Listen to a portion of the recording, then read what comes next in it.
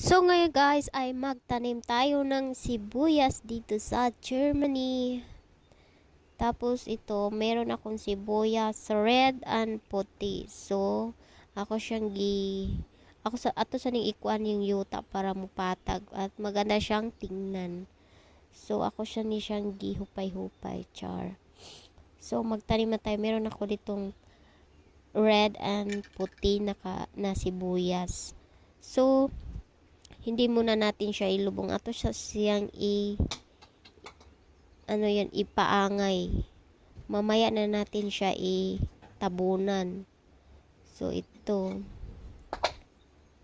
tingnan natin muna kung sakto ba siya sa lugar at igo lang ba siya. So yan. So malapit na yan matapos. Kasi ngayon dito sa Germany guys ay hindi naman siya malamig at hindi din siya masyadong malamig. Mainit siya guys at maganda siyang magtanim ngayon. Mag-start ako ng tanim at para maganda pag kami ay mabubuhay na siya at hindi na ako mahirapang magtanim. So ngayon ay magtanim tayo. Malapit na siyang matapos.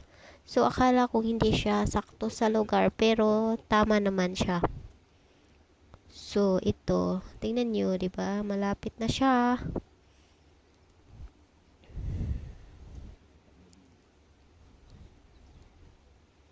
O, diba? So, tama-tama lang pala siya, guys. Ay, nasakto lang siya sa lugar.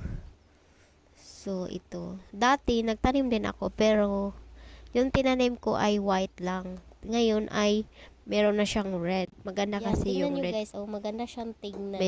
Meron maganda